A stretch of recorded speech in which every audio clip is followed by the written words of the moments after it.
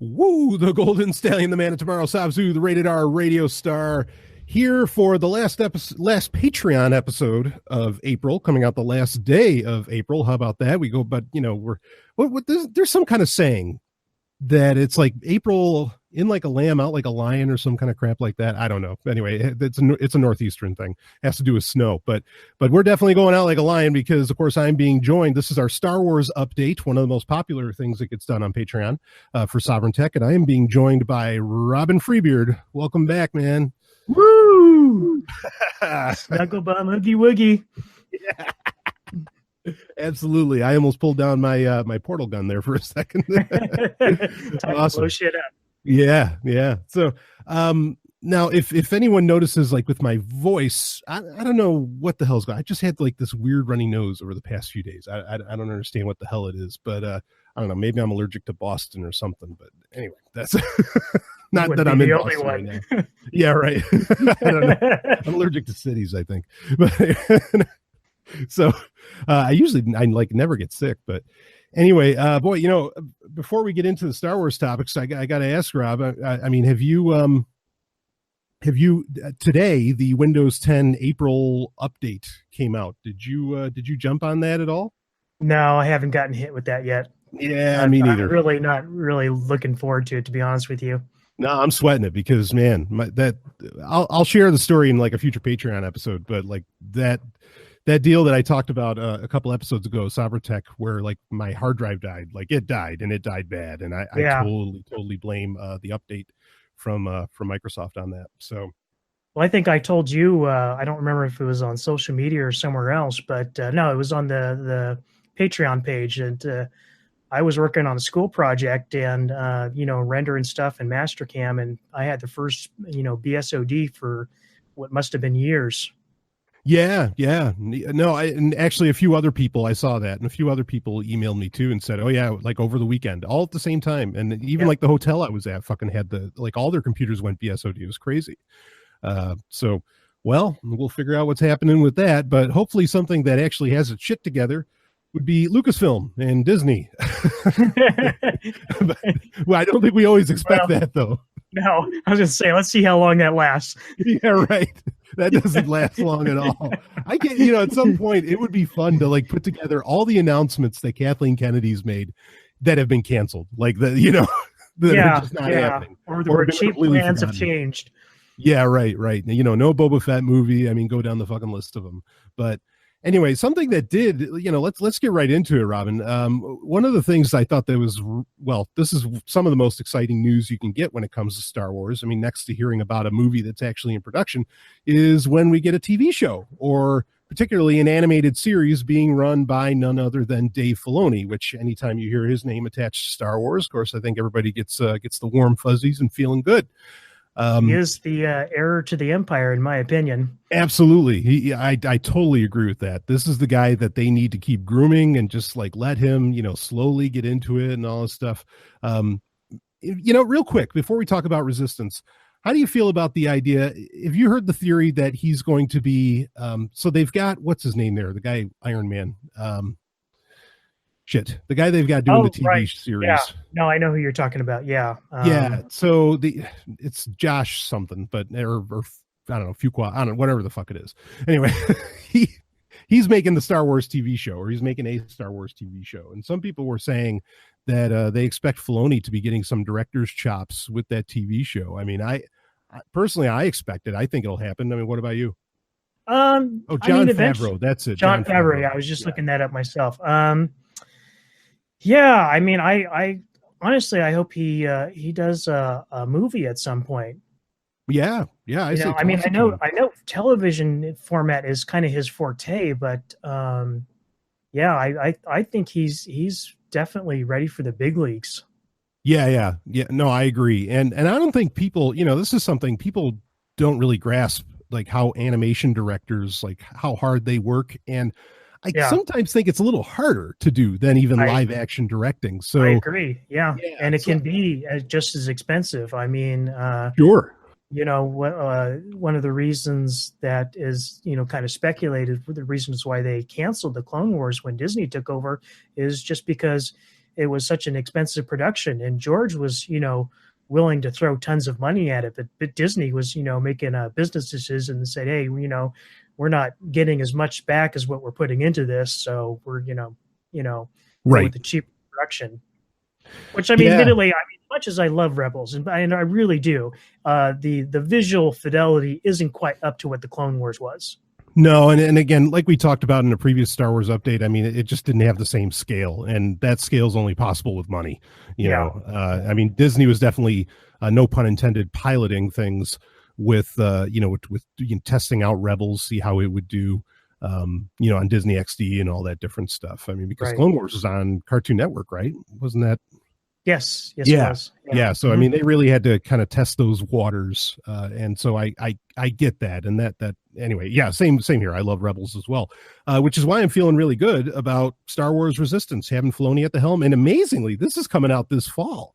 I mean, I knew they were already in production of whatever the next thing was, but wow, that's a fast turnaround time. I mean, you're pretty much getting like Rebels season 5 here. Yeah, I kind of speculated about it. I don't know if I talked to you about it, but I kind of had the feeling that because they do this stuff like almost a year in advance. Right. So by the time that Rebels had wrapped up, production had pretty much been finished for a year already. And so, all the stuff that the interviews and the press stuff that they did at the end there was just kind of like getting the gang back together again. Sure, and, right. I was actually surprised that they didn't announce the Resistance, earlier, because I had a feeling that they were just going to lead into the next production. Because I wouldn't think they would just let Filoni sit around and do nothing for 6 months. Yeah, I'm kind of surprised that it got an announcement now, though, just because why not wait till after Solo? That seems to be Hollywood's MO. Well, it seems to be Disney's MO to do these sort of like these blitzes of announcements and stuff. Because I mean, they, remember, was it 2 months ago? And it was just a dearth of news and coming out of Disney about Star Wars. And I mean, oh yeah, like the idiots doing a Star Wars trilogy. Yeah, right, exactly. And it was just all announcement after announcement after announcement. So they do seem to like to pack these announcements together. Sure. No, that's true. And I mean, we don't have a whole ton of details about Star Wars Resistance. It does have the animation style, looks to be very anime inspired, which I think is great. I get the impression that it's probably going to be sort of a cell shaded 3D animation sort of thing, which is cool. So, I mean, I appreciate that style. Sure. I mean, if this looks like the recently released, and I reviewed it on Patreon, Batman Ninja, like if it's looking along those lines, I mean, fucking great. Like I love that style. I think it's beautiful. So I'm good for that. Even and isn't the characters Asian, right? Like, or Asian influence, the Kazuda Shiano or something like that? Well, they did a casting announcement recently, and there were some Asian actors in there, but I don't think they really. I haven't heard anything about who the main characters are or who the main cast members are. Yeah, I know the main character is this pilot, this ace pilot named Kazuda, and Kazuda sounds, I mean, that has, Japanese flair to it, perhaps. Yeah. So maybe they're going all the way with that, which, hey, rock and roll. I mean, I think that's fine.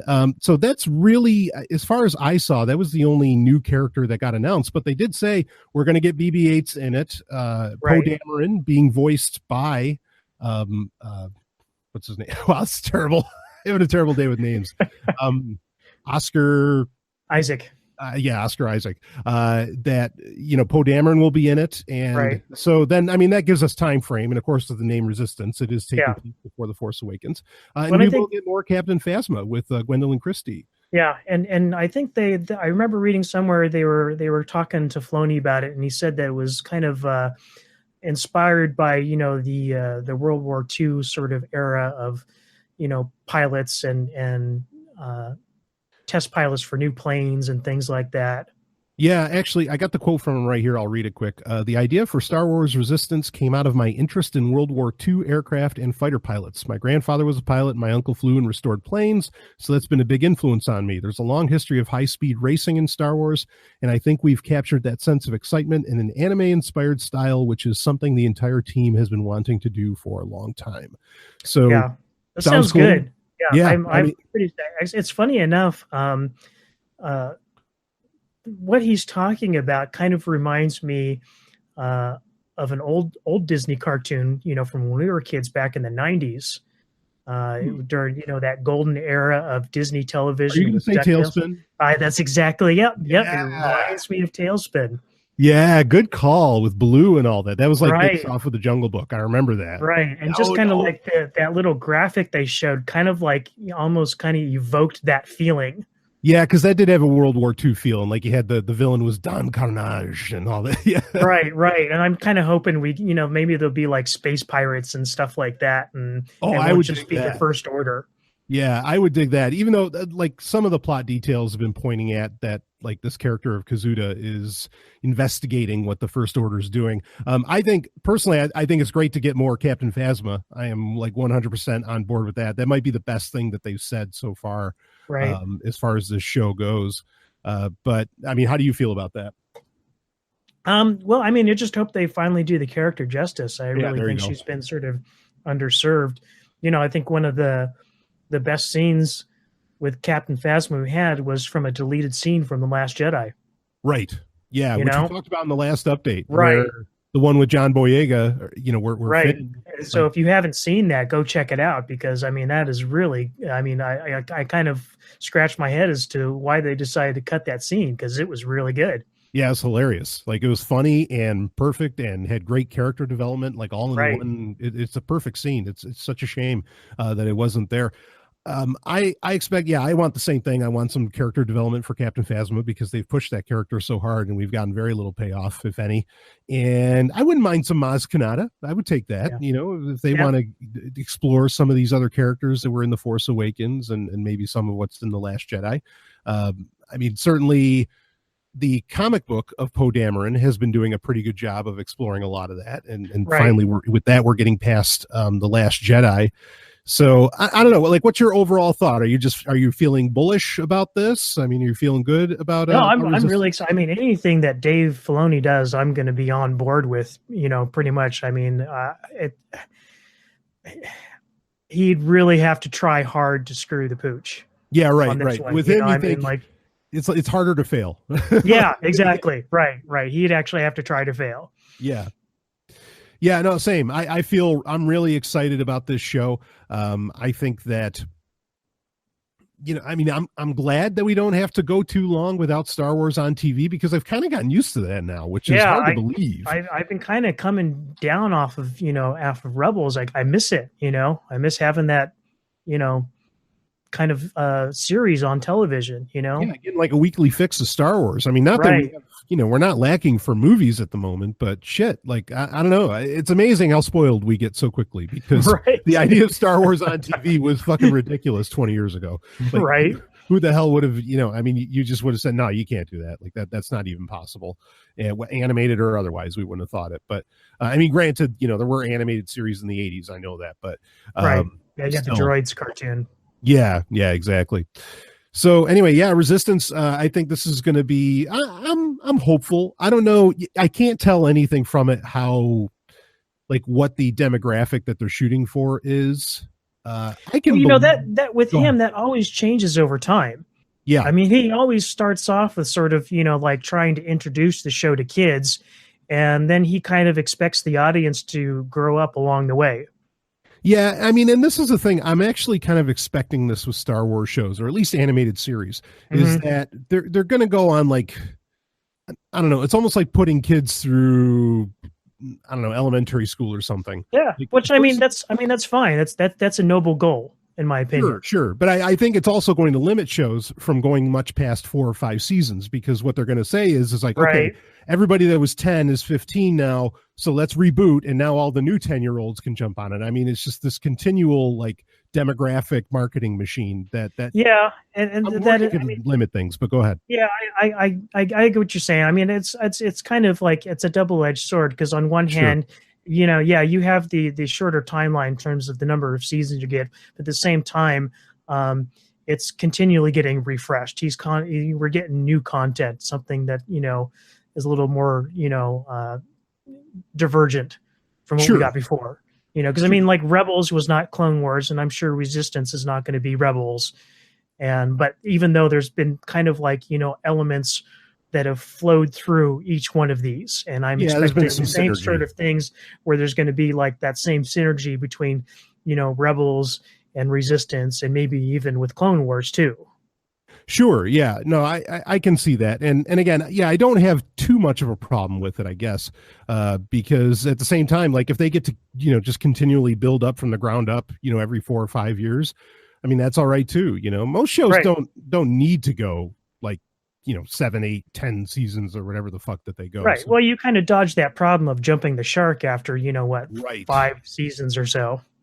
Yeah, yeah. I mean, there's a million examples of where even going into like a season 4 could be dangerous for a show, Right. or where they do jump the shark. So yeah, so I'm on with it. I'm excited. I'm glad we're going to have a new Star Wars in the fall, and that'll give you and I, Robin, something to talk about. So Absolutely. Yeah. that's the best part. But, Absolutely.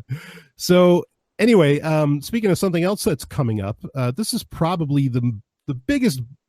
I think it's safe to say this is going to be the biggest Star Wars book of the year. So we'll switch gears here. And that book is Thrawn Alliances by Timothy Zahn, a sequel of sorts to the original Thrawn novel from that came out last year, right, in April.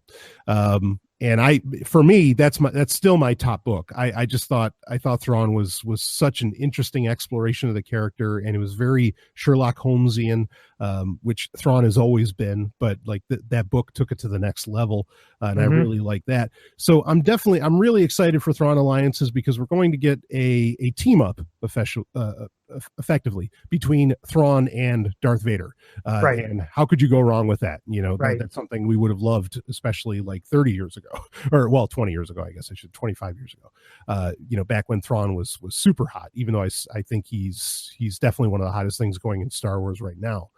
Has been for a long time. Yeah, exactly. I mean, I don't mind saying it, as long as we can include characters that aren't yet in the movies. I mean, Thrawn is probably my top character, next to like Princess Leia or something. I mean, right. He's so cool. But now there was an interesting story, and you actually brought this up. There was an interesting story that there's a tie-in with what Disney is building at Disney World and I guess Disneyland at both of those places. There's going to be a tie-in with something happening in Thrawn Alliances. Do you have the details on that?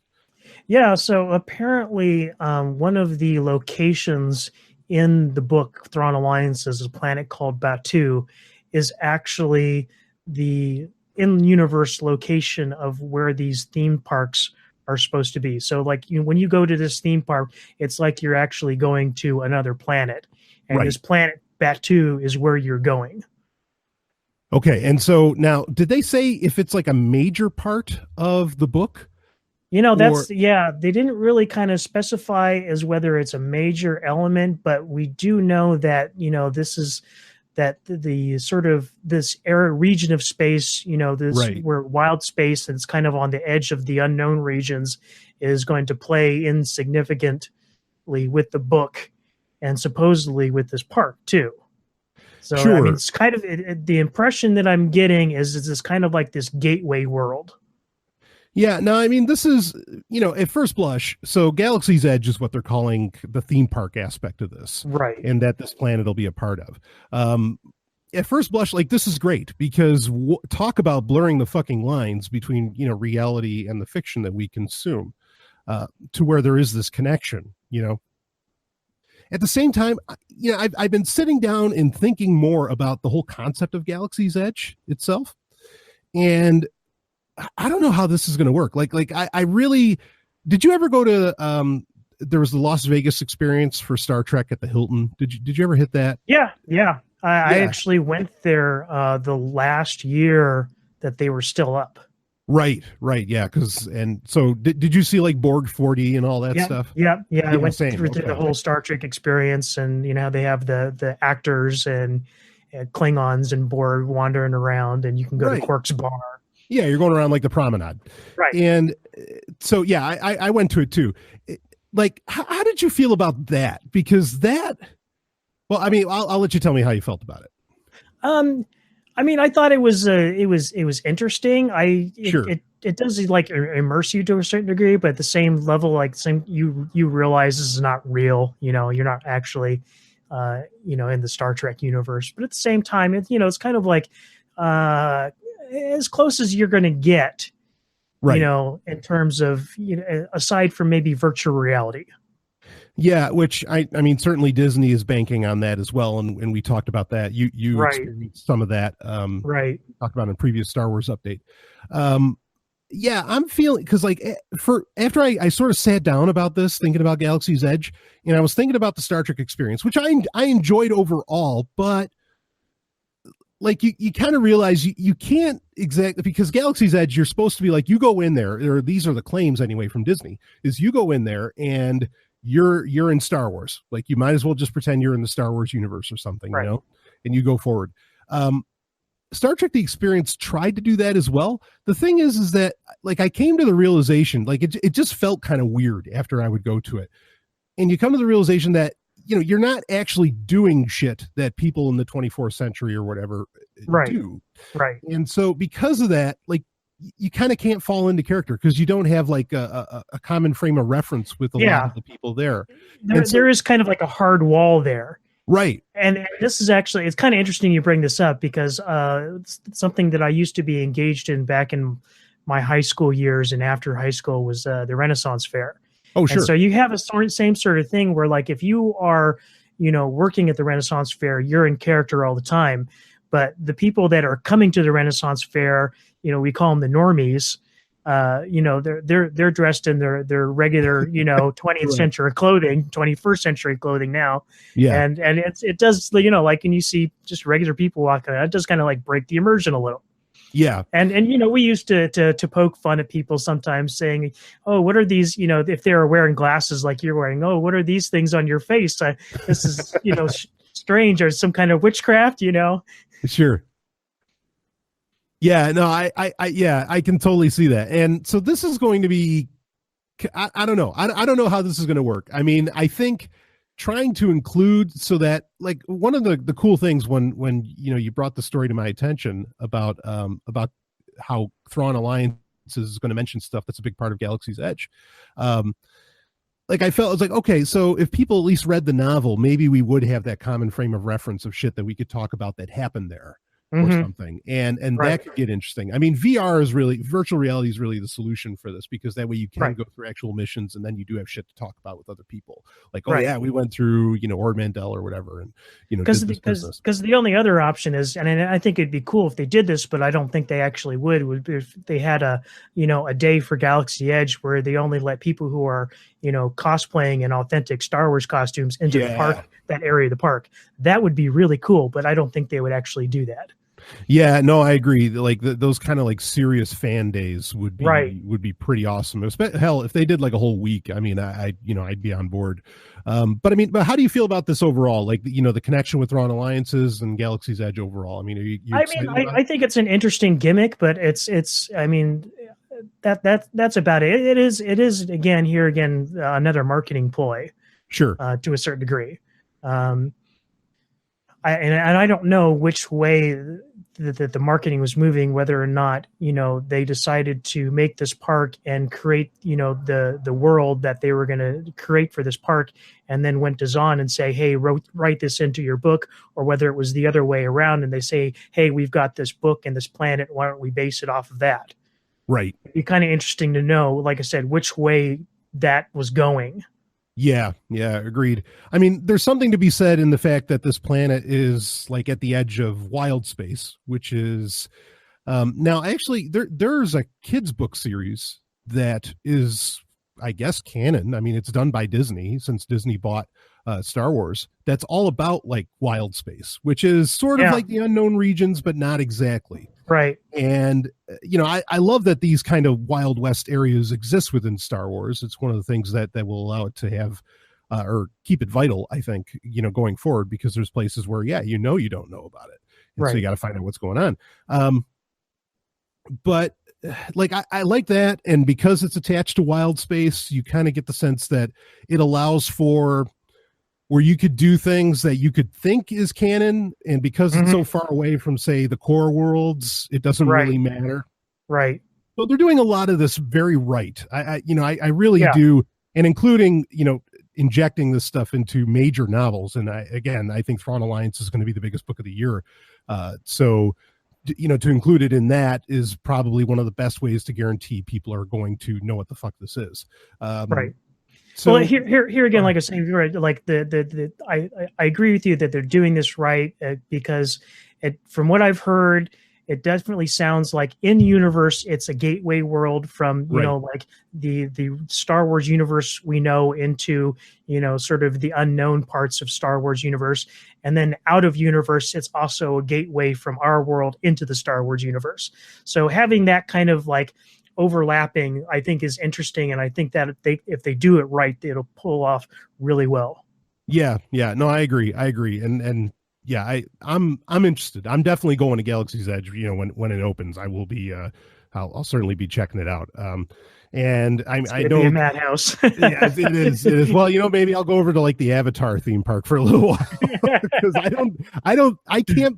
All right, I can't believe that there's going to be that many people to justify a fucking Avatar theme park. I don't care how good these movies are that Cameron's making.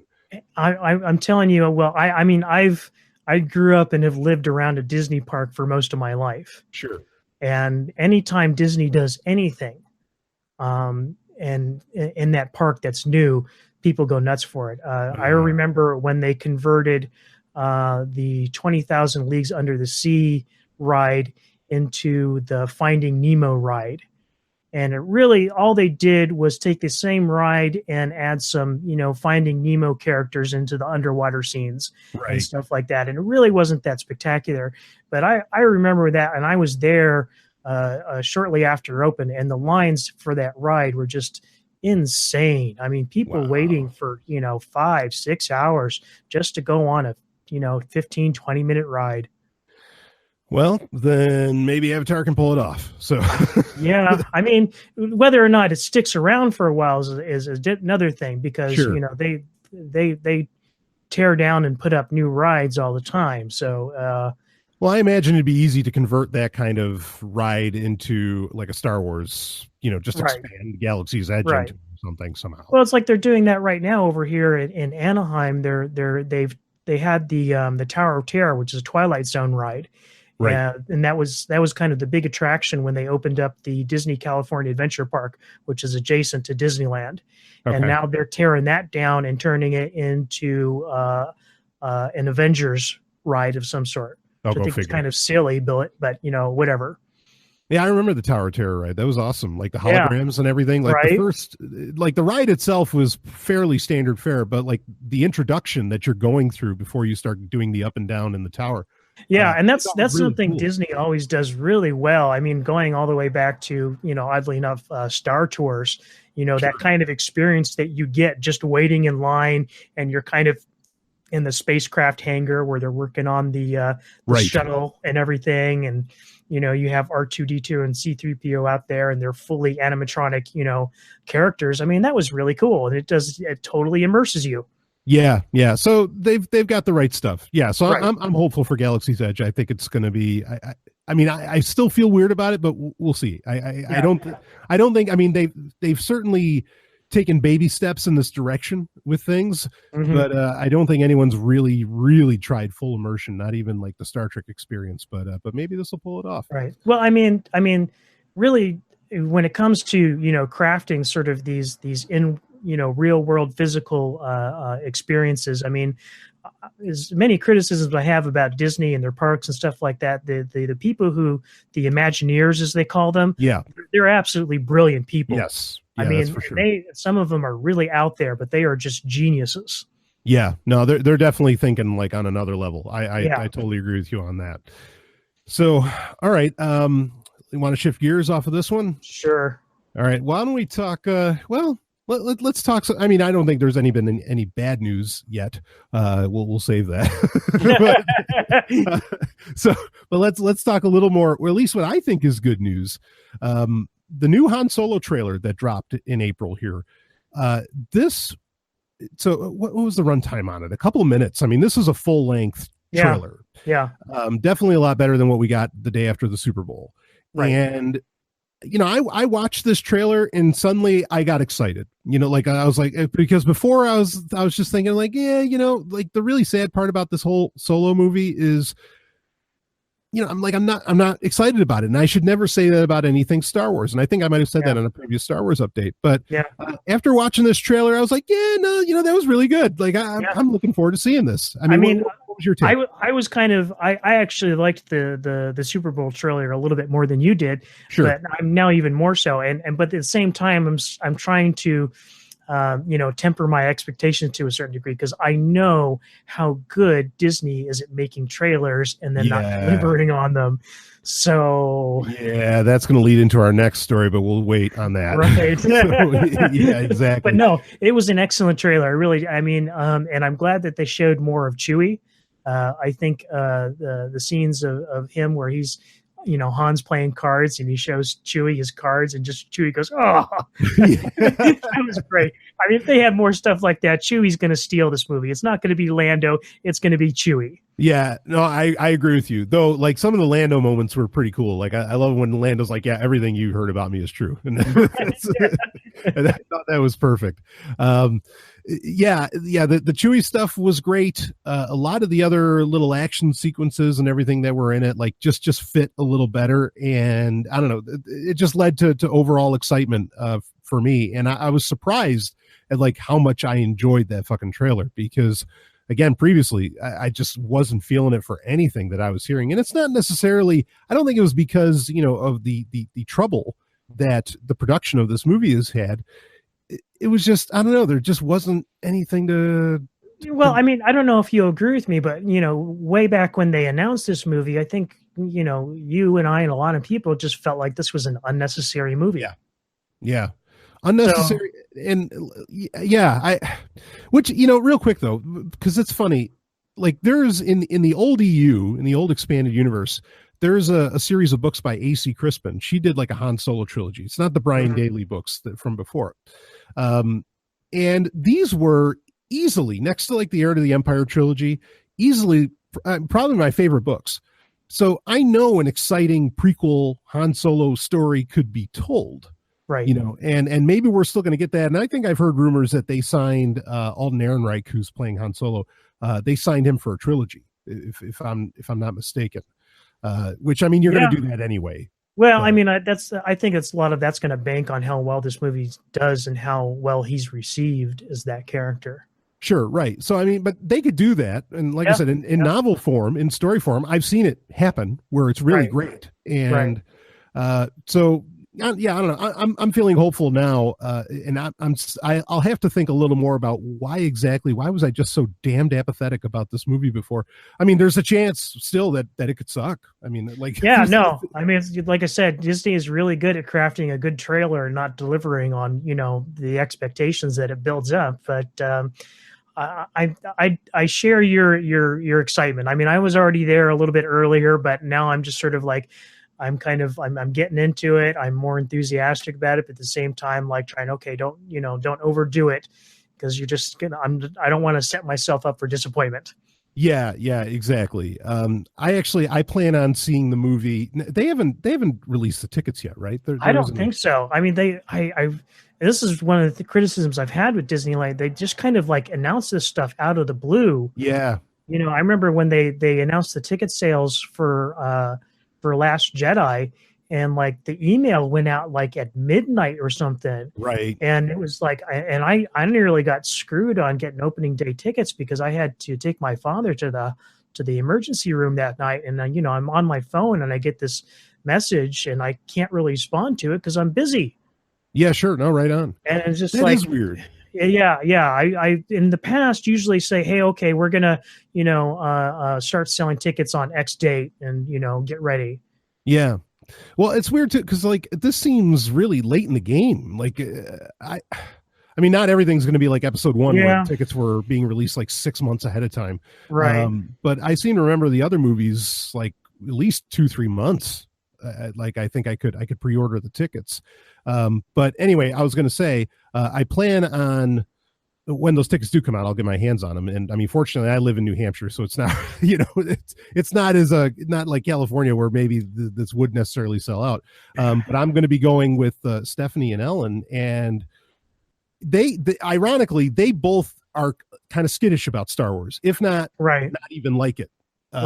Which is really interesting. So it'll be fun. You like what you like, and you know what you know. I mean, like I don't have a problem with people don't like Star Wars. I mean, I get it. Everybody's got their own thing. People are allowed to like or dislike whatever they want to like or dislike. Yeah, right. I mean, and granted, like, they love like they're obsessive about Star Trek. So, it's funny that, like, because if they weren't, that I wouldn't let that slide. Like, it's just kind of funny for me. Like, okay, you don't like Star Wars, all right, that's fine. But if they did like Star Trek, I'd be like, well, sorry, this isn't going to work out. So, but anyway, but I expect them to kind of keep me in check after they see the movie, and they can tell me like, well, I thought that this was kind of, because I mean, they're both brilliant women, and so I imagine that they'll have some interesting critiques. Maybe I'll record like a special a Star Wars episode with their review of it, and then we'll do ours after the fact. Yeah, cool. I think you've done reviews with Stephanie in the past, and she does tend to be pretty objective about the movies. Yeah, she's just she's a great like realist. She'll just she has almost no biases. I mean, it's really right. I mean, she'll just get down to the heart of the matter and like, okay, yeah. I mean, you've got really good points. Yeah, exactly. So I look forward to hearing what her and Ellen have to say about it. Absolutely. But anyway, so yeah, I'm feeling excited now for Solo, and that's good. It is. I'm glad that feeling has come to me because I was actually, ironically, I was sweating, not sweating the movie. so there it is. Anyway, any other comments you want to make on the new Han Solo trailer? No, I mean, we pretty much covered most of it. Like I said, I do agree. It was a fantastic trailer. Like I said, trying to temper my expectations. I really am rooting for this movie to be good. I want it to be good. Yeah, same here. I same way. And I hope Alden Ehrenreich does great. I hope everybody just, knocks it out of the park that's involved. Right. But yeah, speaking of great trailers, now there was a movie and tempering expectations. So back when I used to do the Star Wars update on my own, and this would have been back in 2016, I made a claim after seeing the trailers for Star Wars Rogue One. I said, look, this looks like it could be the greatest Star Wars movie ever, like easy. It wouldn't even be a challenge for what I'm seeing in the trailer. If that's what the movie is, that this is going to be fucking awesome. And I remember that. Right. And what ended up happening? The trailer and the movie were not even, I mean, it wasn't even the same scenes. Like, there was all gone. It was missing from that. But the sad thing is like, you're watching the movie and it's like, I mean, like you could see that there's a good movie, a really, really like that movie that we wanted is just lying under the surface there. Yes. Yeah, I agree. It is. And I mean, and Rogue One's still a great movie. Like I still love what it is. Absolutely. I mean, it's still actually one of my favorite of the Disney Star Wars movies. Right. Yeah. I mean, it really, and it's amazing, speaking of prequels that we maybe didn't feel like Solo, that we didn't feel was necessary. I mean, it's amazing just how quickly everybody, myself included, was just like, oh yeah, I want to know this. I want to hear this story. Yeah. Which credit to John Knoll for coming up with it in the first place. I mean, and I love John Knoll. I mean, that guy is so brilliant in just so many different ways, not just as a visual effects artist, but I mean, he helped create Photoshop and oh sure, that's provided me with a livelihood for many years. So right. I definitely worship at the altar of John Knoll. He's a fantastic human being. Yeah, I mean, I think he totally deserves his spot in the A New Hope special edition where he's flying one of the X-Wings and he edited himself in. I was like, damn right, man, you go for it. Right. Well, anyway, so Rogue One, it was recently on a podcast, Tony Gilroy, who now Rogue One, like Solo, had a very, well, there's differing stories, and that's kind of what we're going to talk about here. Had a tumultuous production. Like not everything was sunshine and rainbows as it has been seemingly on, say, the more episodic sequels that have been out. And at a certain point with Rogue One, originally being directed by Gareth Edwards, they bring in Tony Gilroy to, and again, there's differing claims on what exactly Tony Gilroy, did. You have Gareth Edwards telling one story. You have Kathleen Kennedy telling another story. And now we have Tony Gilroy finally coming out just recently on a podcast with his story of what happened. And you listened to this podcast. So did I. There's a link in the show notes for people to check it out if they want to, read more direct terms on everything that was said. Actually, I'm going to read a little bit from I got the story here from IO9. I'm going to read a little bit of that, and then we can Sure. break down what's here. So Tony Gilroy here is talking on this podcast. He said, I quote, "I have to be careful. I don't know what the statute of limitations is. I've never done an interview about Rogue One, ever," end quote, until now.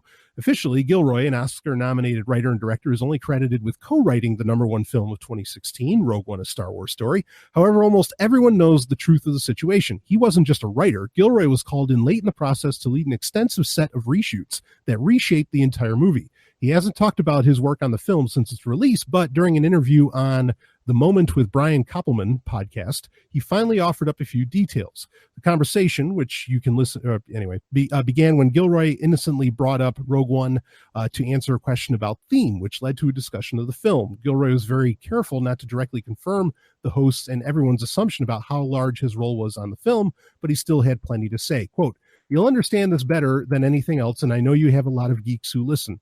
I came in after the director's cut. I have a screenplay credit in the arbitration that was easily won," said Gilroy. To explain, by the time a director has finished his or her first cut of a film, the screenplay should have been more or less set in stone for quite some time, especially in regards to its authorship. So to get an quote-unquote easily won screenplay at that late stage means significant changes were made, changes that Gilroy admits he was easily able to make because he really doesn't care about Star Wars. And I want to read that quote because like that part, well, if you listen to the podcast, you'll kind of, you won't feel good about it. Quote, "That was my superpower," Gilroy said.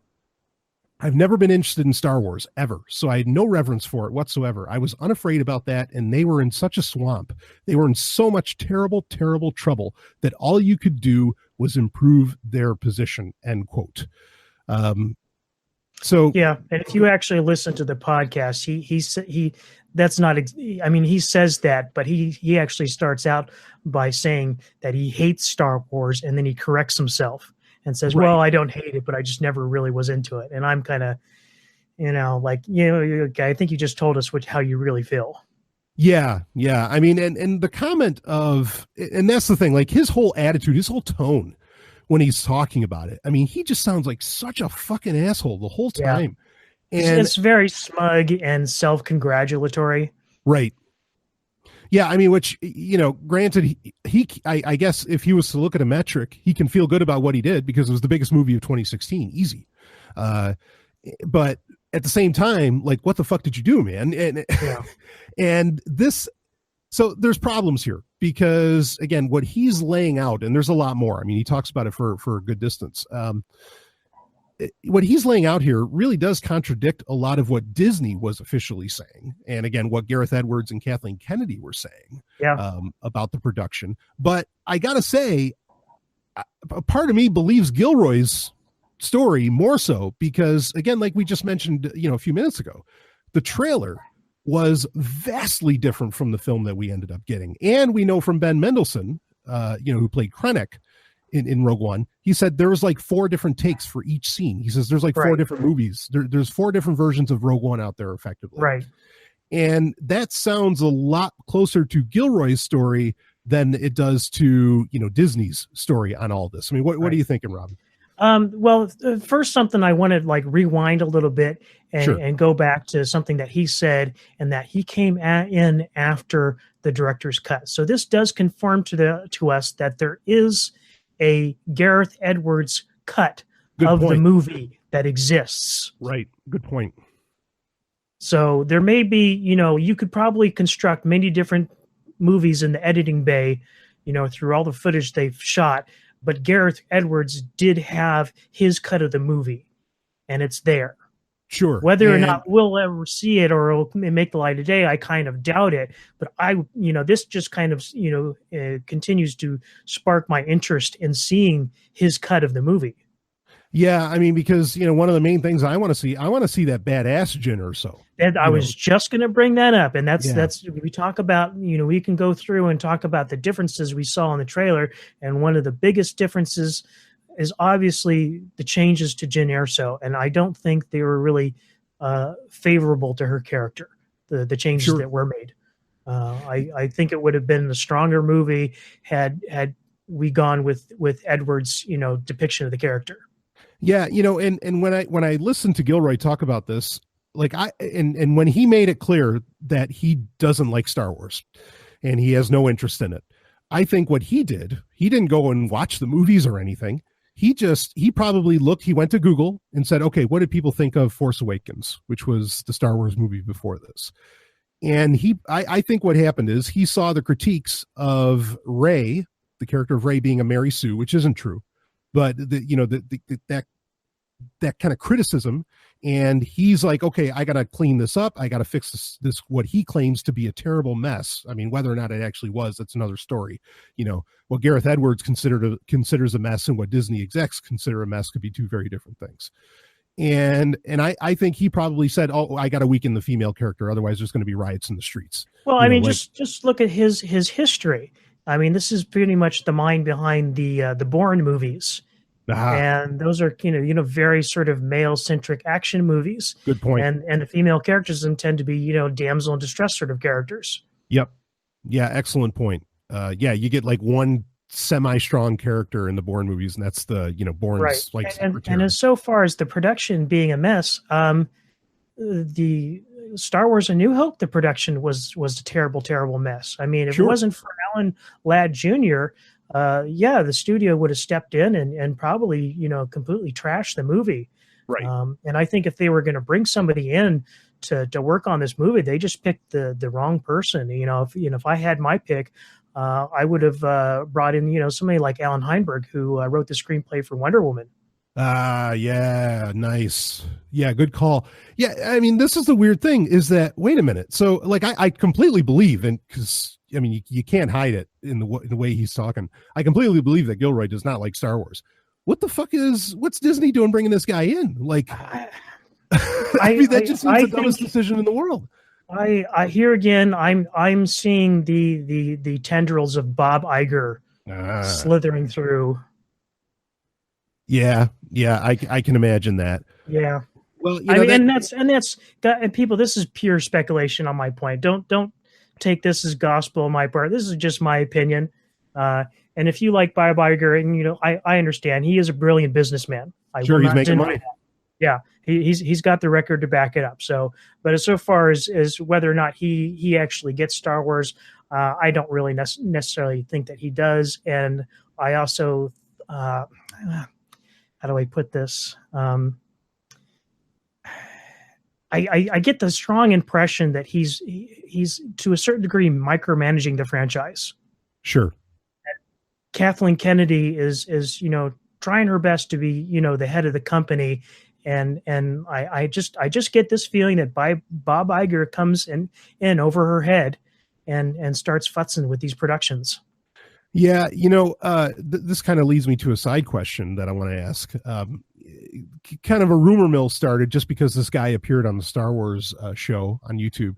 What do you think about Kevin Feige taking over Star Wars? Think that's a possibility? Don't know. Maybe. I mean, I don't see that happening until they wrap up the next Avengers movie.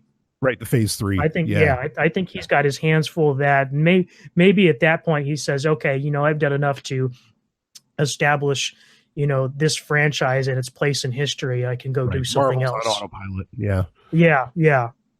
Yeah. I mean, I wouldn't certainly, if I heard the news tomorrow that Kevin Feige is going to take over Star Wars, with all due respect to Kathleen Kennedy, I don't necessarily have a beef with her, but I would be like, fuck yeah, like, all right, I'd be excited as hell because I feel like Feige's one of us. Like he's an actual nerd. Yeah, he's like a real deal. Yeah. So, I mean, would you be excited about it? How would you feel if they said Feige? I mean, I don't know. I enjoy the Marvel movies to a certain degree. They're good. They're entertaining, but they're not certainly I don't think any of the Marvel movies have kind of reached the heights that the Star Wars franchise has. No, I agree, and I don't think that they're the same quality of film. No. But of course, a lot of that could have to do with, George Lucas just did whatever the fuck he wanted, as to where the Marvel films, I think, are a very short leash as far as what they can do. That's a big thing that's kind of missing in Star Wars these days, is sort of that maverick attitude. Yeah. I mean, because people forget, like, the prequels are the biggest independent films of all time. I mean, and the only place that's happening really is, like we talked about with Dave Filoni and the animation, and I think to a certain degree that flies under the radar because there's not as much risk involved for Disney. Right, and you can get away with it on TV. I mean, TV has kind of a history of, like, great stuff, kind of artsy stuff getting slipped in without people realizing it, and being subversive. So yeah, I could certainly see that too. I mean, but once again, and if this is the trajectory that all this shit is taking, where, because, well, like I mentioned earlier, how Stephanie, and Ellen, like they're not the biggest fans of Star Wars at all. And when they, or especially when Stephanie and I were first talking about it, like, it really made me question, wait a minute, why am I into Star Wars? Like, because Stephanie's so fucking rational, you don't want to really question her on anything. And I realized, I came to the conclusion that what made Star Wars great for me, what like really sunk it into my heart, was everything outside of the movies, actually, like the video games and the Thrawn novels and Shadows of the Empire and the toy role-playing games. Yeah, and the role-playing games, exactly. All of that is what made Star Wars alive. I mean, and it's tough to like chew on that fact, but it's there. And honestly, if that's how things end up under Disney, where like the great shit is not happening necessarily in the films and it's happening in the TV shows and the comics and the books and all that, well, then so be it. It won't be any different than it was 20 years ago, and I'll live with it. Yeah, absolutely. I mean, I think I mentioned this in a previous Star Wars update. There's so much Star Wars content already in existence that there's plenty for anybody to find something that they enjoy in it. Right. And I know what I enjoy about Star Wars, and nobody can take that away from me. Yeah. I can continue to enjoy those things. I can continue to participate in those things with other people. So yeah, I mean, like, I don't see like people who complain about, this or that movie or this, piece of content ruining Star Wars. I think that's just ridiculous nonsense. No, I agree. I mean, I could build a whole universe around the game TIE Fighter. Right. Like, absolutely. That's and be right there with you. Yeah, exactly right. And I think a lot of people would be, because it's that amazing. Like, I mean, and that's all I would need. So yeah, I agree with your sentiment, like, all the way. You can't ruin Star Wars. Just like I don't think you could ruin Star Trek. There's a lot of these ones, they're so big and there's so much out there. It really can all coexist, so anyway. Any other thoughts on what Tony Gilroy had to say, other than being an ass? Yeah, I mean, that kind of sums up. And like I said, I just I would really love to see Gareth's cut of the movie, even if it's not a good movie. I still want to see it. I mean, and if it's not a good movie, that would just make us love Rogue One all the more. And then we'd be like, well, good thing you brought in Gilroy. I mean, like, it would prove his point. And not only that, I mean, another big thing that I know, one of our friends is into is, fan-eds movies. Yeah. So if you were to say somehow like take all the footage from, the Gareth Edwards cut and then, the Gilroy cut and make something new out of it, I mean, that's I love that kind of stuff. That's excellent form of fan, participatory culture. Yeah, I'll take a super version of that film, a super cut. I'm all for that. I love the Dune super cuts. Yep. I'll take one. I was just thinking about that. Yeah, absolutely. I mean, and the more the merrier. So, all right. Yeah. I mean, and same here. I don't really have anything else to add other than it just keeps, something that I've been I've been wrong about movies before, where like in fact, I remember, boy, it was this 98, 99 when Battlefield Earth came out. And I know there's a collective sigh that everybody just had, but the movie Battlefield Earth, like, people got to understand the book Battlefield Earth by, yes, L. Ron Hubbard. I know, no one has to say anything, but that book is brilliant. It is awesome. It is huge. It's epic. I mean, on the scale of Dune in a very real sense. I mean, the book is phenomenal. And I remember when the movie was coming out, it was like my birthday movie, and of course my birthday movie this time around will be Solo, which is nice. Or, it's around my birthday. And like I said, look, if it's only a quarter like the book, if it's only a quarter of what was on the pages of the actual book of Battlefield Earth, this movie is going to be one of the greatest things ever made. And I guess this had to be 99 or 2000 because the guy from episode 1 got the job for it. And the movie was fucking terrible. Yeah. Like it was so bad. And it's still so bad. Like there's no reassessment to be made of that film. It's fucking shit. So I've been wrong about movies before, but I'm still feeling like the sting of how wrong I was about Rogue One, or at least what I was expecting, like the level that it could have been at. Not that it wasn't great, but it could have been the best. Right. Well, I mean, that's the thing that really stings about it to me, like I said before, is that you could sense that greatness just underneath the surface of what we got. Like it could have been what we wanted, and you could see the signs of it, and it kind of, you know, it does bubble up and you know, through its flaws from time to time, and you do get a great, you know, moments in this movie, but you know, you do get that sense that it could have just been so much more. Yeah, absolutely. So anyway, well, let's shift gears again, go on to our next bit. We've got, so this is a kind of a new tradition that we're doing, and it's fan production of the month. So, and this will be where we talk about something like something that fans are making for Star Wars that is really, really cool, and that, you know, that you can check out. Robin actually started this last month. He brought it on, and I thought that was so cool. I was like, well, we'll make it kind of a regular segment to bring on. And this month I've got mine. Some months we'll do it maybe where we both have one. But we can get into this, and what it is, the fan production of the month this month, and there's a link in the show notes if you want to buy it. It's not available on the torrent sites. I purchased it myself as well. And it's a band called Galactic Empire, and it's their self-titled album. So the album is also called Galactic Empire. Now they do have a second album coming out on May the 4th, of course, Star Wars Day, this year in 2018.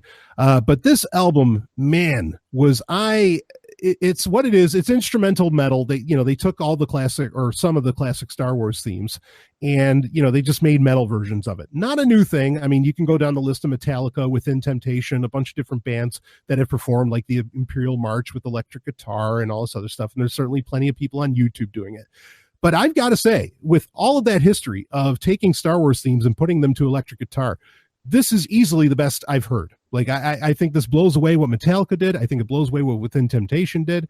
I think it's phenomenal. And I mean, you've got a who's who here. Of course, the Star Wars theme is there. The Imperial March is there. But then they get into Duel of Fates, the Force theme, you know, Yoda's theme, and the Asteroid Field, which you'd think was like, wait, the Asteroid Field? What the fuck's that? As soon as you hear it, and as soon as the electric guitar starts going, you know, you get the drums and everything hitting, it's one of the best tracks on the fucking album. I mean, it's really, really solid.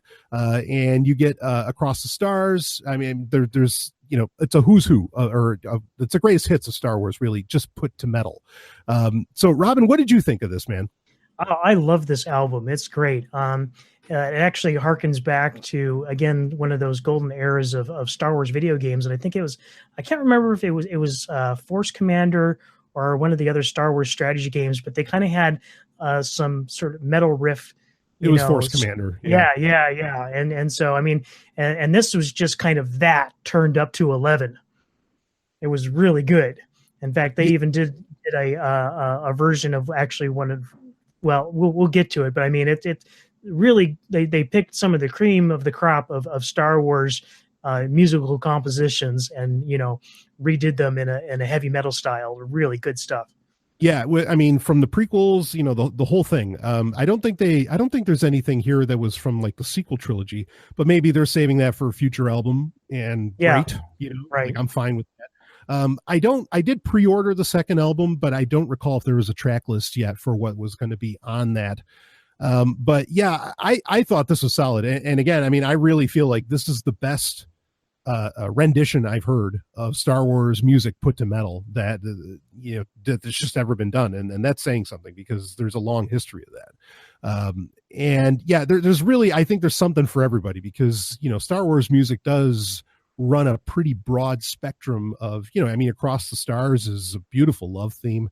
You know, the Duel of Fates, I mean, I don't think you'd think of that necessarily. Wait, how do you put that to metal? But it works. Battle of the Heroes on this from episode 3. That was a good one. Yeah, that was real. I mean, that's always been a great theme anyway. But to put that to the metal. And I mean, it is just phenomenal. I was Right. really impressed.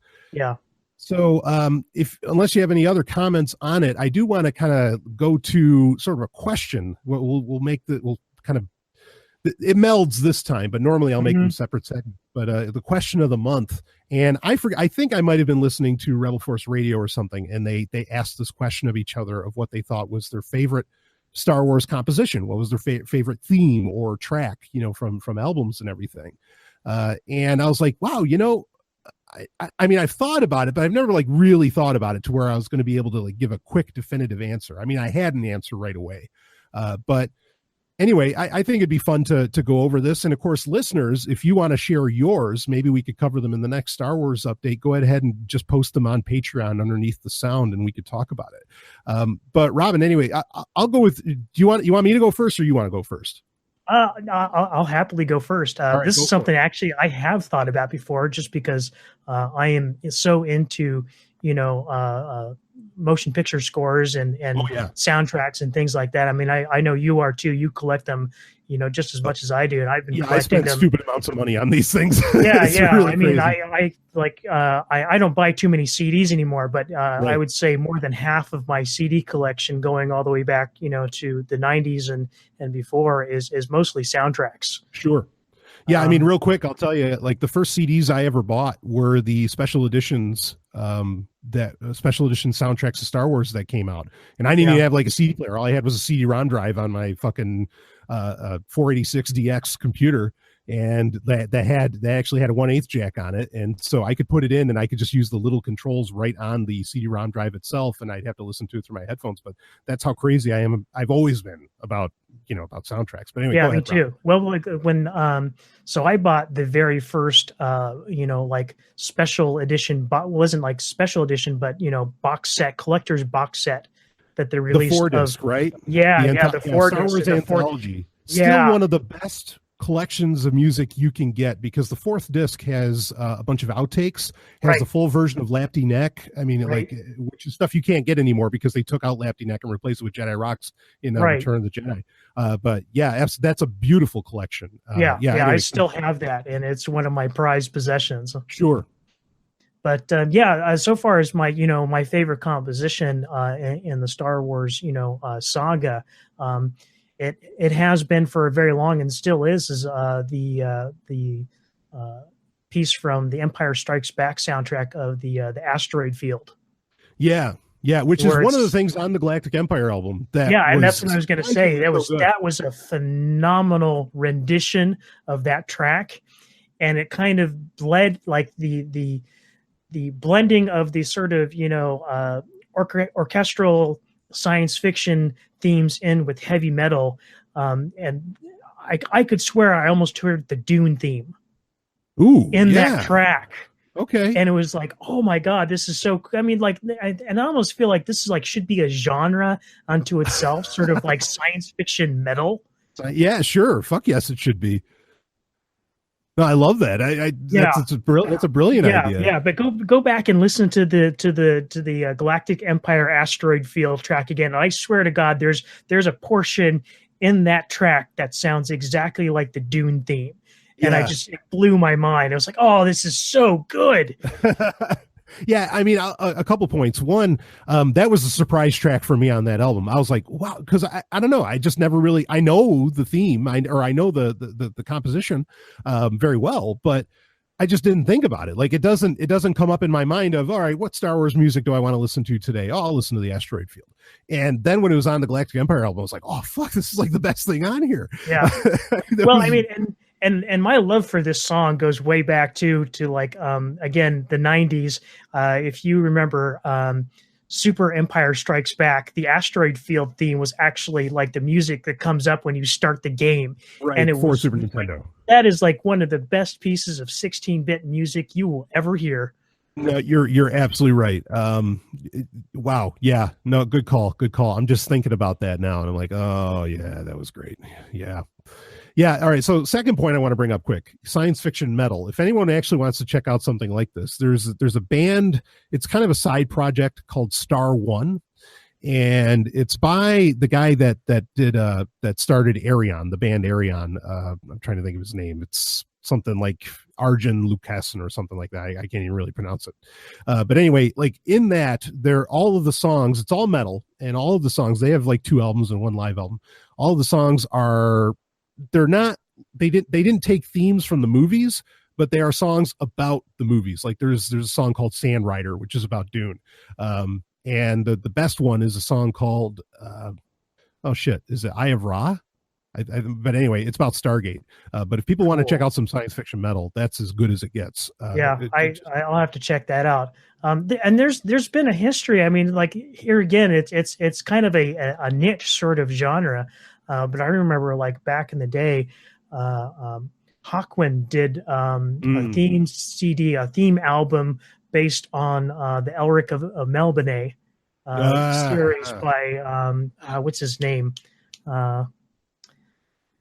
I can't remember the author's name. It's I know what you're talking about, though. Yeah. But I mean, that was just such a fantastically awesome theme album by a great band.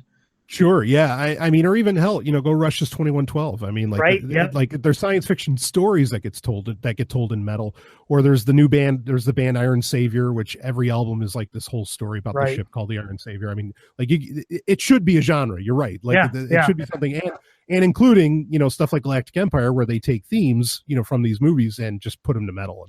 And I mean, you even have the band Dune, which, I mean, that's where they got their name from, was from the book. And they have several songs, that are based on, events and stuff from the books. Yeah. I mean, well, like one of the album's names is Spice Opera, right? Right. Yeah. Exactly. Yeah. Good call.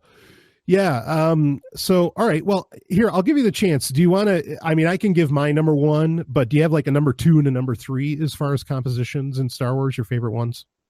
I remember how excited I was to get the episode 1 soundtrack. Yeah. Before it even came. I mean, like, this is actually something that I lined up in front of Tower Records, before the store opened, just to get that. And listening to Duel of the Fates for the first time was just, I mean, like, nothing can top that. Yeah, that was awesome. I mean, and people don't get it. Like, that was huge. They made a music video for it that got played on MTV pretty endlessly. I mean, Duel of Fates was massive. I really liked, a couple of years after episode 1 came out, they released an ultimate edition of the soundtrack, which was like 2 or 3 disc, and they actually put in the music video version of Duel of the Fates, where it has like Maul saying throughout it, "Fear is my ally," and Qui-Gon talking and everything. And I love listening to that edition every once in a while. Certainly. So yeah, Duel of the Fates, I'm with you. That's definitely a high note. I myself, so I love Across the Stars. Like, I really think, if episode 2 had anything, it had a fucking amazing soundtrack that I don't think gets enough credit. But I got to go with, because it's, in fact, if there was like a history of what I listened to, like how many, like on Google Play Music or something, it says how many times you've listened to a track. If there's a history of something like that, probably the most listened to track off of Star Wars soundtracks for me was Luke and Leia off of Return of the Jedi. Yeah. And that's a theme that surprisingly hasn't been recycled much, but it's stunning. And I mean, part of it, maybe the reason that it doesn't get recycled much is it's all string. Like, I mean, you can't really bring in a full orchestra. I'm kind of hoping Empire is going to try and do it anyway. It's interesting you mentioned it, because I that is kind of an element that I feel is missing from the sequel soundtracks. Just sort of the softer tone string compositions. Yeah, no, right, because John Williams used to be really big on that. Like, even like with Princess Leia's theme, that starts off very I mean, Rey's theme is kind of subdued, but it's using different instrumentation. Yeah, and it just for some reason it doesn't, kind of evoke that really emotional response that you get to those the tracks you did for the original trilogy. Yeah, I mean, and granted, like the Luke and Leia track is kind of a what they would call a suite version of it, SUITE, because you never hear it fully composed within Return of the Jedi itself. But it's just a heart-wrenching bit of business. Maybe the second track that I would have listened to the most after that is also off of Return of the Jedi, where it goes from where it's Funeral Pyre for a Jet, or not Funeral Pyre for a Jedi. That's off of episode 1, but it's the Funeral Pyre for Vader, where the flames kind of go up and they just get this real crescendo that you haven't heard since like A New Hope of Luke Skywalker's theme. And I absolutely just love that. But Luke and Leia, I've got to give that my top mark as far as that goes. And I mean, everybody, anybody could easily say the Imperial March. I mean, because that is so badass. Yeah. That's, I mean, and granted, that's one of the reasons why I do like the Asteroid Field theme, because it does start in with the Imperial theme, and it does kind of like this, like honestly, just one of the best action sequence pieces of music for an action sequence that I've ever heard. Period. In any movie. Yeah, I agree completely. I really do. If I were to cheat, I'll tell you something that I listen to over and over again still is the trailer music. And not that you can get this on a soundtrack. I think I ripped it from some YouTube video. The trailer music from The Force Awakens, when they had that first major trailer. Oh, yeah. And when they go like into that full like choral, where there's a whole chorus and everything, and then they're like hitting this heavy drum where it's dun, dun, dun, dun, dun. I mean, oh man, the trailer music for Star Wars is always awesome. And I know. I mean, like in comparison to the soundtrack we got, and here again, Disney building up that expectation and then not following through and not getting that in the actual movie. That for me was a personal big disappointment about The Force Awakens, is that you just had that really strong movie. Like I don't know if I've told this story before on the Star Wars update, but I think I've told you before that I went to Star Wars Celebration when they had it in Anaheim before The Force Awakens came out. Right. And that's when they debuted it wasn't the teaser trailer, it was the full on trailer, where at the very end Han says, Chewie, we're home. And they had that soundtrack in there. And I tell you, I am not a spiritual or religious person, but that experience with that many Star Wars fans at that particular time, before we knew, a whole lot about the movie, was just one of the most, I don't know any other way to put it than say a spiritual experience. Yeah, no, I hear you. Yeah, that's no, I can grasp, I think, what you were going through. Because even from home, like, in fact, I remember the trailer where it pretty much, I mean, it wasn't the full on, it was more of the teaser where like you would barely see Boyega in a stormtrooper outfit and all that. Like they were just showing weird clips. And then suddenly the Star Wars theme kicks in and you're just seeing the Millennium Falcon just go straight up, on Jakku. And and like that, like I got goosebumps right now just thinking about it, because that was just so fucking nuts. I was like, oh my God. And and they're masters of this. I mean, the thing is, funny. I mean, we're kind of getting off topic, but no big deal. The funny thing is really The Force Awakens I mean, the music wasn't there. Like I really wanted that way they did the Star Wars theme in, or I guess maybe it was more of the Force theme, but that they did in the full trailer of Force Awakens. But The Force Awakens did really deliver on everything the trailer showed. Like I didn't feel like there was any beats missed. I mean, there were scenes like Maz Kanata handing Leia the lightsaber and all that weren't in the movie. Right. But overall, the tone of what you were getting in those trailers absolutely happened, I think. Yeah, like I said, I was just talking specifically about the music. Yeah. And that was the music that was in the trailer kind of set up an expectation that didn't really follow through in the movie, and that was kind of like, Yeah, no, we're not the only ones. I mean, I remember saying that when I did the review of The Force Awakens on Sovryn Tech, that this was like the first Star Wars soundtrack where I was just like, right. I mean, I like it better over time, but still, Yeah. It was, the first impression was a little underwhelming. Yeah. And I've heard other Star Wars shows talk about that those soundtracks don't exactly live up. But regardless, so great choice on your part. Like that was out of left field, the asteroid field. I think that's perfect. Anyway, let's see how much time I think we got just a little bit of time. Sure. Something I want to get into, and maybe we'll go into a fuller review next month, but I really think it would be beneficial if people would check this book out. There was the book. I mean, thankfully we're getting back to where Disney is releasing at least like a book a month or a novel a month for Star Wars, because like in 2017 there was almost like 2 or 3 a month. It was crazy. And now there's, now we're finally starting to get some releases because it looked pretty empty for a while. But the latest book is a Han Solo and Lando Calrissian adventure, and it's called Star Wars Last Shot by Daniel Jose Older. And this book, now, Robin, you didn't get the chance to get into it yet. I just started it. Right. So we'll be covering that more, because I think there's some little hints in it that will point at things that we'll learn, or that will at least be, I don't think a spoiler, but kind of a plot point. Mm-hmm. That'll be in the Solo movie. So I'm going to put out the warning, just that there's only one part of this that is any real kind of spoiler alert. But I will say, like, it did help me get a little excited for the film, because there's the character that we know that's going to be in the Solo movie, L337, which is Lando's droid. Leet. Yeah, Leet. You get some. I know, right. It's perfect. I know that too. I've used it many times. But anyway, L3, like, this is a cool character. You get some experience with this character in the book, and because I think a lot of people were feeling, oh, this character is like a rehash of K2SO from Rogue One. If it's anything like what we got, what you end up with in the novel of Last Shot, which takes place in like 3 different time frames, which is a very interesting thing as well. I think we, it's a very exciting character here.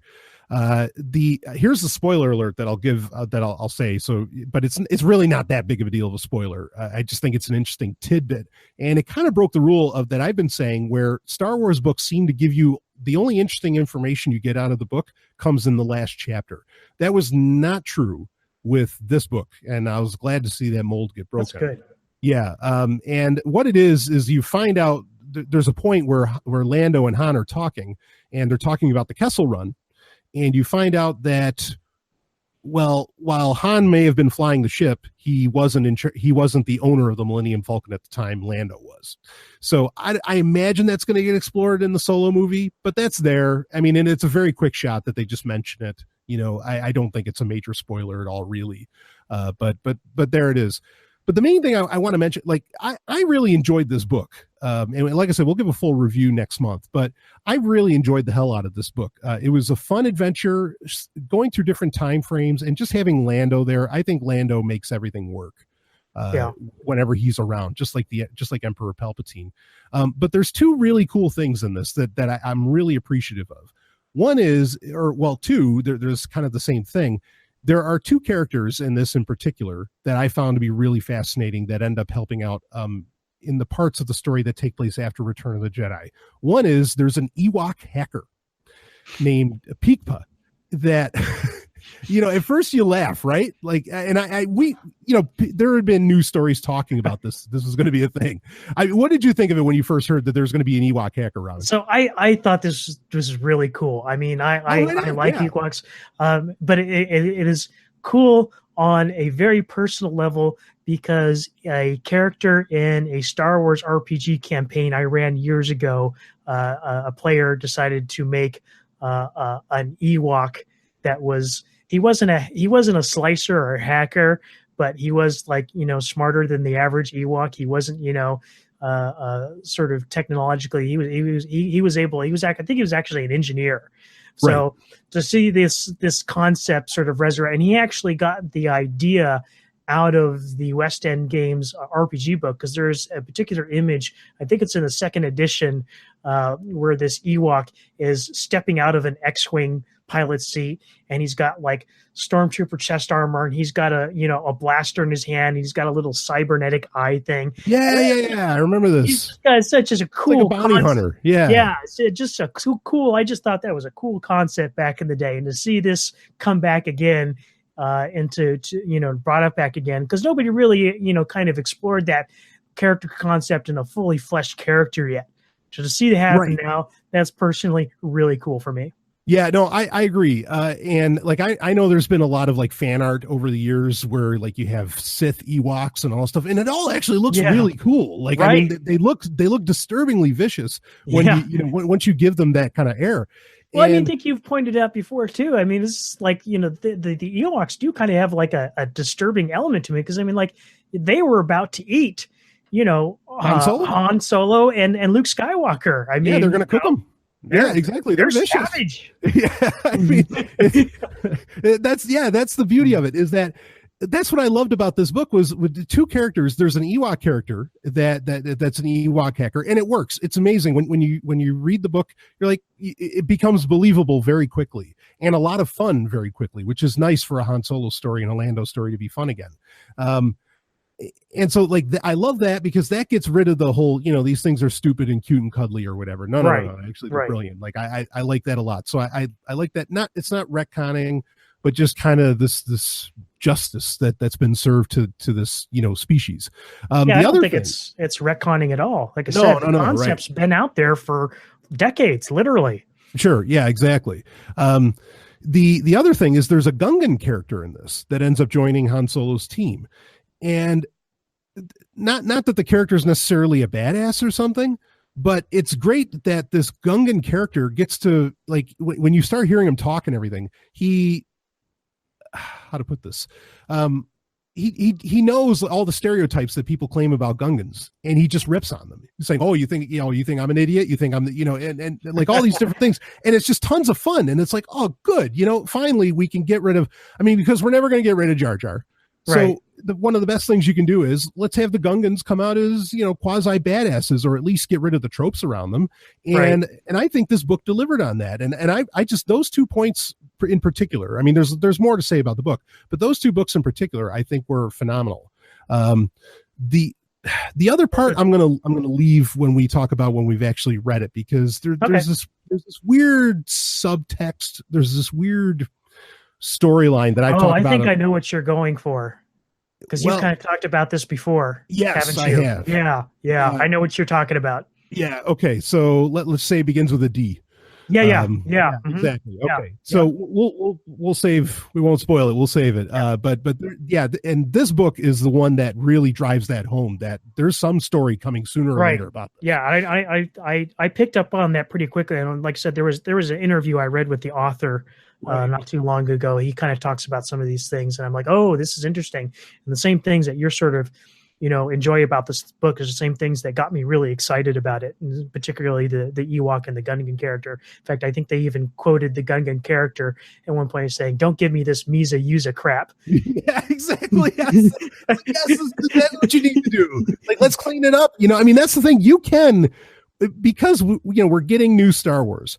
You can make the prequels in a way, like, you can kind of fix them. Any of the problems that you had with them, just put in story elements and other stories that shine a new light on what's going on in those movies. Right. And so I'm glad for that. That that's happened in this book. And I really, this is one of the better Star Wars novels. I don't know if I'd put it in my top 10, but it's close for right now, of being there. I thought it was very enjoyable. It's because I was totally expecting a throwaway novel, and it takes about, when you get halfway in, that's when it starts to feel really good. And granted, that's tough for a novel, but to sit that long, but I think it's worth it. I've been looking forward to this. I actually didn't expect it to be a throw novel. And I think you brought this up. We were talking before the show. There is a strong history of well-written Lando books in the Star Wars universe. This is true. Yeah. And I think absolutely. Anytime they bring this character into the books, it's something special. And I know, a lot of people were kind of sad that Lando has not shown up in the sequel trilogy, just because he was such a huge part of, say, like the Thrawn trilogy. And he did have a very significant role in that. And it was Timothy Zahn did an excellent job of writing Lando. And I think, like you said, you mentioned some of the past Lando books. They're really good. Yeah, absolutely. I agree. And certainly, because I'll say this, the Lando comic book series that Marvel did, or, that Disney did, whatever, is still the best comic book series, I think, to date. Yeah, it really is. It seems to be every time they pull out the character, it really is something special. Yeah. So, if they're making it kind of a rarity, like, okay, I can live with that for now. Right. So, but we'll see what the future holds as far as that. So I think that about, I think we've been going about an hour. Yeah. I think I'm feeling good. I'm excited for Solo finally. and that's an important thing to be feeling. And then we got Thrawn Alliances coming out. Of course, I've been excited for that ever since I didn't even need to see the cover, but the cover sold me. And yeah, I think that's good for this month. And next month, maybe we can also, I mean, we're going to be talking a lot of Solo, but maybe we can catch up on some of the comics as well, because there's interesting things happening there. Yeah. I mean, I'll just throw it. Go ahead. Yeah, I'll just throw it out there. I mean, we won't do a review of the comics right now, but still two of the strongest lines that Marvel has right now are both Dr. Aphra and the Darth Vader comic. Yep. And so if you guys, if you're looking for recommendations from me personally as to what to go pick up Vader, pick up Dr. Aphra, and keep picking up Thrawn. Yeah, that Thrawn series is still solid. Oh, yeah. We finally saw Governor Price young. Oh, yeah, that was good. It was everything I expected. I was like, yeah, she was hot. No. Yeah, 100%. Yeah, that was cool. That was really slick. So yeah, I second everything you just recommended. But we'll delve deeper into the comics next time, because I think May, there's not going to be I don't imagine there's going to be a whole ton of news, because mainly they're just going to want everybody to go see Solo. Right. And we'll certainly be talking about that. And I will be doing I'll be doing my own personal full Solo review of Solo. I didn't mean for that to be a pun. But on Sovryn Tech Prime, as is tradition, I'll take half of an entire Sovryn Tech Prime episode and review a Star Wars movie. So I will be doing that as well. But then the only way you're going to find out about what Robin's got to say about it, and like I mentioned, also I'll be taking Stephanie and Ellen to see it, and and what they think about it. You're going to have to be on Patreon. So you're here. We're glad you're here. Anyway, Robin, thanks again, man. This is always tons of fun to hook up with the co-host and talk up some Star Wars, baby. Absolutely. Love getting sweaty with you. Yeah, all the time. So all right. So that's it for April 2018 for Patreon. I will see all of you on the other side. And if you want to find more of Robin, just check out everything in the show notes. And if you want to find all kinds of other stuff, go to the show notes. I'll see you on the other side. Woo!